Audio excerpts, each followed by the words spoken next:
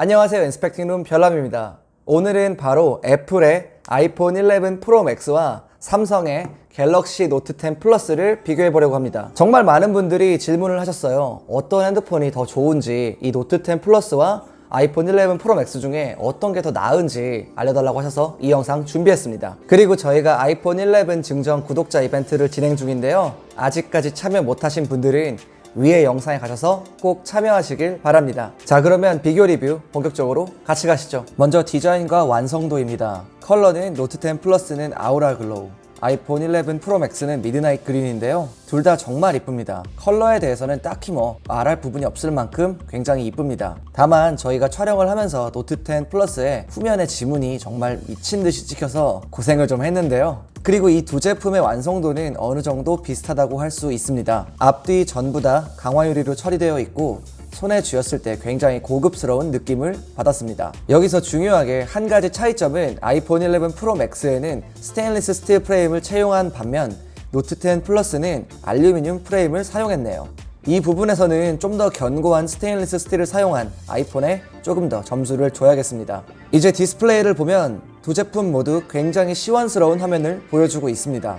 특히 노트 10 플러스의 경우는 굉장히 길고 양옆으로 넓은, 그리고 노치 부분도 없으면서 베젤도 상하 좌우 거의 없다고 말할 수 있을 정도로 작게 되어 있습니다.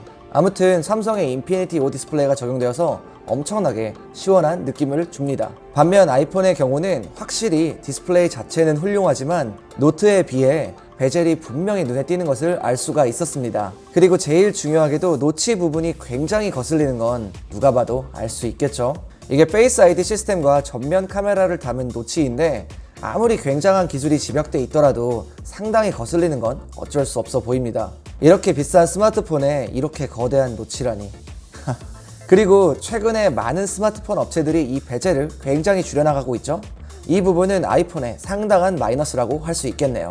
물론 디자인은 개인적인 취향이 들어가는 부분이라 제가 딱 잘라 말씀드릴 순 없지만 전면 디스플레이에서는 확연히 갤럭시 노트 10 플러스가 더 시원하고 탁 트인 느낌을 주면서 좀 더 현대적인 스마트폰으로 보이네요. 추가적으로 제 생각에는 노트의 펀치홀 디자인의 전면 카메라가 아이폰의 노치보다는 훨씬 더 화면을 덜 해치는 그런 느낌이 듭니다. 다음으로는 방수 방진입니다. 방수 방진에 있어서는 두 제품 모두 IP68 등급으로 동일한 사양을 가지고 있습니다만 노트 10 플러스는 1.5m 수심, 아이폰 11 프로 맥스는 4m의 수심에서 30분 동안 침수되어도 괜찮다고 합니다. 이게 등급은 똑같은데 아무래도 한 판으로 만들어진 글래스로 인해 방수가 더 잘 되는 것 같습니다. 일상적으로 비가 오거나 잠깐 물에 빠뜨려도 전혀 문제없이 작동하는 수준을 두 스마트폰 모두 가지고 있습니다. 다음으로는 바로 네트워크입니다. 노트 10 플러스는 5G 통신을 지원하는데요. 상대적으로 아직까지 4G만 지원하는 아이폰과는 대조되는 모습이네요.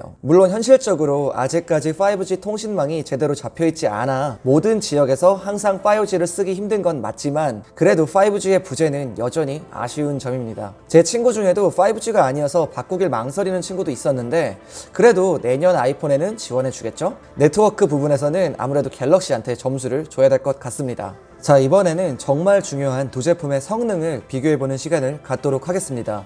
먼저 아이폰 11 프로 맥스는 강력한 A13 바이오닉 칩셋이 들어가 있으며 램은 4GB로 램 크루지답게 아주 작게 넣어주었습니다. 그리고 기본 용량은 64GB로 시작하며 용량 옵션은 256, 512GB까지 선택할 수 있습니다. 안타깝게도 마이크로 SD 카드로 저장 공간 확장하는 것은 지원이 되지 않습니다. 가격은 미국 기준 1099불의 기본 모델이 구매가 가능하며 한국에서는 155만원에 판매한다고 합니다. 아직 한국에서는 정식 출시가 되지는 않았지만 정말 가격이 어마무시하죠? 반면 노트 10 플러스를 보면 CPU에는 엑시노스 9825를 탑재했네요. 램은 12GB로 아이폰에 탑재된 4기가에 비하면 3배 더 큰 램을 넣어주었습니다. 용량은 기본 모델이 256GB로 넉넉한 기본 공간을 제공해주네요. 그리고 용량 옵션은 512GB까지 선택이 가능합니다. 추가적으로 마이크로 SD 카드 슬롯으로 저장 공간까지 늘릴 수 있습니다.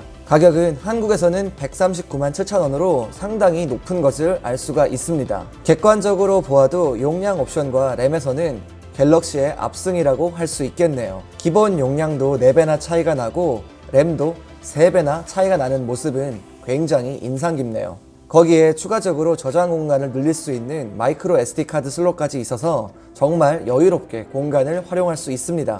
반면 아이폰의 경우는 사용하면서 용량이 부족해지는 경우가 종종 있는데요. 요즘같이 영상도 4K로 찍으면 생각보다 금방 차버리는 경우가 많은데요. 이럴 때 아이폰의 경우는 파일을 지우거나 아이클라우드에 올리지 않으면 사실상 해결 방법이 없습니다. 저도 개인적으로 아이폰을 오래 쓰면서 이 부분은 상당히 불편하고 아쉬웠습니다. 그리고 게임도 해보고 여러 가지로 사용해본 결과 두 스마트폰 모두 애플과 삼성의 플래그십 기기답게 일상생활에서의 속도 차이는 보통 사용자들이 느끼기 힘들 만큼 정말 부드럽고 좋았습니다. 여기에 있는 벤치마크 수치를 보면 아이폰 11 프로 맥스가 노트 10 플러스보다 확실히 더 빠르고 처리 속도 면에서 수치가 더 높은 것을 알 수가 있죠. 이번 아이폰은 정말 어마어마한 성능을 자랑하는데요. 동시에 다수의 4K 비디오를 편집해도 전혀 끊김이 없을 정도로 압도적인 성능을 자랑합니다. 사실 벤치마크가 이렇게 차이가 날 줄 몰랐는데 생각보다 차이가 굉장히 많이 납니다. A13 바이오닉이 정말 진짜 미친 듯이 빨라요. 뭐 그렇다고 해서 갤럭시 노트 10이 절대 느린 건 아닌데 이놈이 비정상적으로 빠릅니다. 확실히 아이폰이 프로세서의 속도 및 성능은 좀 더 좋은 모습을 보여주고 있는데요. 사실 A12 칩셋을 사용하던 아이폰 XS도 정말 어마어마한 성능을 보여주었는데 이번에 애플에서는 이를 한층 더 발전시켰다고 하니 정말 성능적인 면에서는 가히 압도적이라고 할 수 있겠네요. 여기서는 아이폰 프로에 점수를 주고 싶습니다. 하지만 갤럭시 노트 10 플러스는 기본 모델이 무려 아이폰보다 4배나 더 용량이 크고 거기에 3배나 더 큰 램을 탑재해 줌으로써 실용적인 면에서는 좀 더 앞선다고 할 수 있겠네요. 이번에는 정말 중요한 부분인 바로 디스플레이인데요.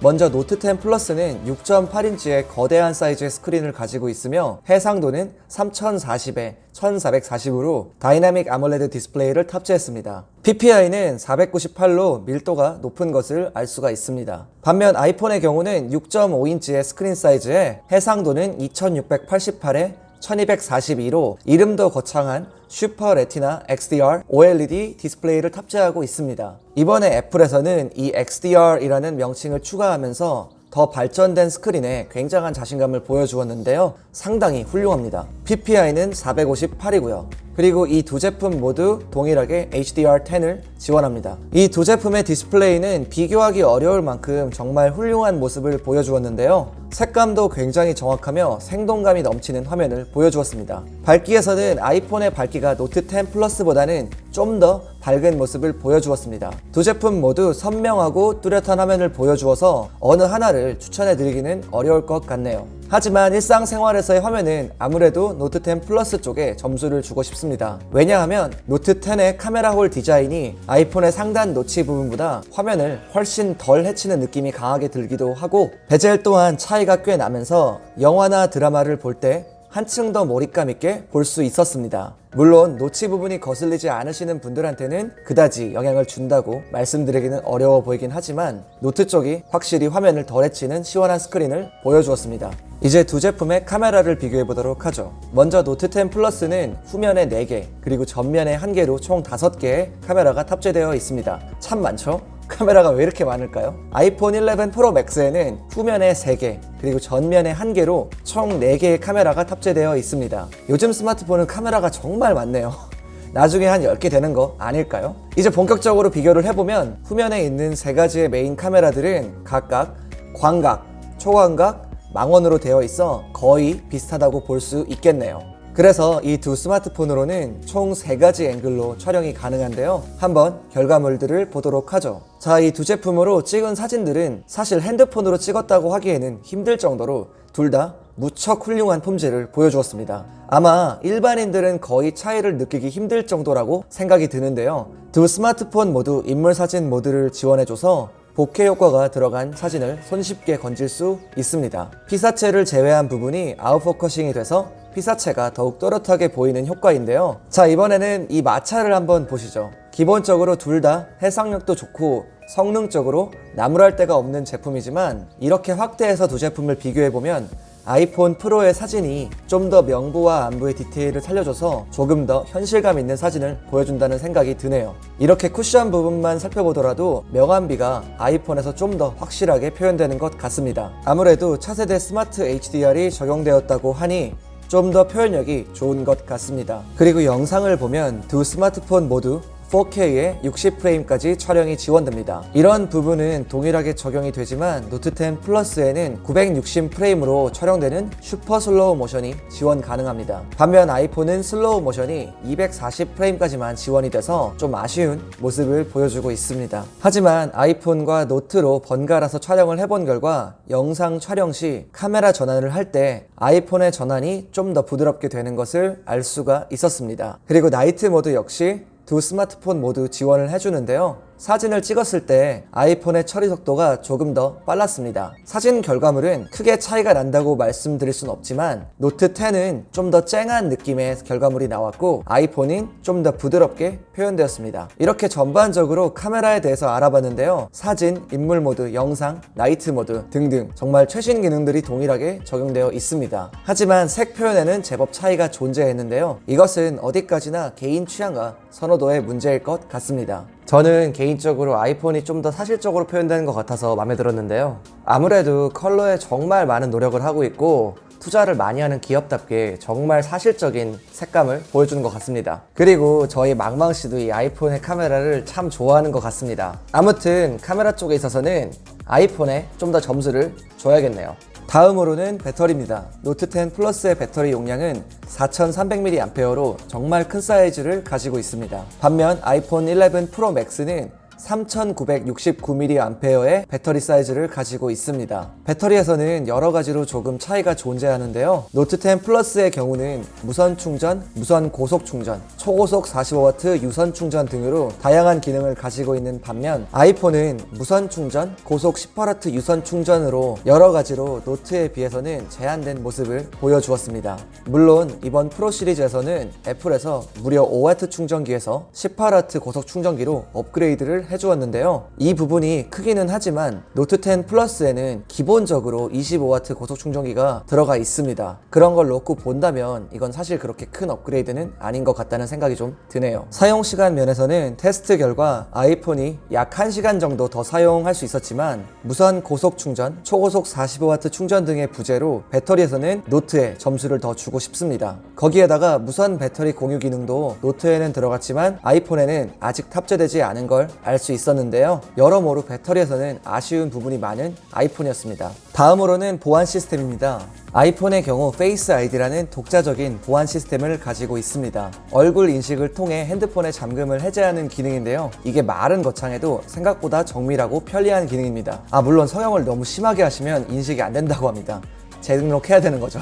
이번 아이폰 11 프로는 페이스 아이디 인식 속도에서 대폭 빨라졌습니다. 이게 정확히 30%인지는 모르겠지만 제가 직접 테스트해보니 정말 많이 빨라졌습니다. 그리고 좀 더 다양한 각도에서 더 빠르게 인식되는 걸 확인했습니다. 노트 10 플러스는 온스크린 지문 인식이라고 해서 화면에 내장되어 있는 지문 인식 시스템인데요. 생각보다 빠르고 정확하게 잠금을 해제해줍니다. 아직 화면 전체 부분에서의 인식은 되지 않지만 상당히 멋진 기술이라고 생각합니다. 이건 역시 개인의 취향과 선택의 문제이겠지만 제 생각에는 페이스 아이디가 좀 더 진보된 기술이라고 생각은 하지만 무척 안타까운 점은 이 기술로 인해서 우리가 놓치라는 탈모를 얻었다는 점이죠. 그래서 기술적인 관점에서 봤을 때는 페이스 아이디에 손을 들어주고 싶지만 그만큼 화면도 희생해야 된다고 생각을 한다면 여기에선 갤럭시가 점수를 가져가야 될 것 같습니다. 얼른 페이스 아이디를 갤럭시처럼 조그마한 카메라에 다 담아낼 수 있는 날이 오면 좋겠네요.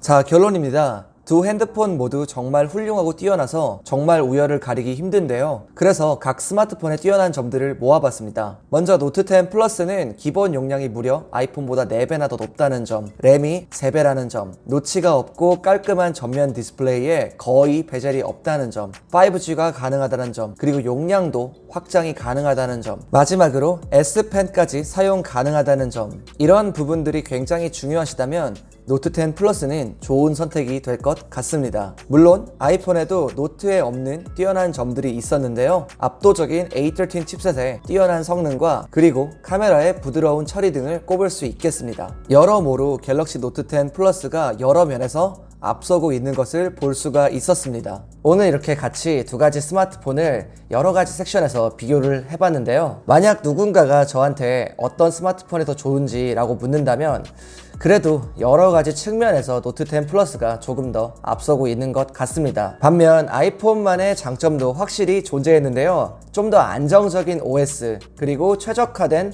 성능들 여러 가지 이런 측면에서 아이폰만의 강점도 확실하게 존재했던 것 같습니다. 그리고 여러분들의 생각도 꼭 댓글로 남겨주세요. 어떤 핸드폰이 더 좋아 보이는지 그리고 왜 더 선호하시는지. 안 그래도 비싼 스마트폰의 선택에 좀 더 도움이 되기 위해 오늘 영상 준비해봤는데요. 여러분들께 도움이 됐으면 좋겠습니다. 앞으로도 다양한 비교 리뷰를 전달해 드리겠습니다. 아래 구독 버튼과 알람 설정을 하시면 저희 인스펙팅 룸의 최신 비교 리뷰를 가장 빠르게 만나보실 수 있습니다. 오늘 영상 여기까지고요. 지금까지 인스펙팅 룸의 별남이었습니다. 감사합니다.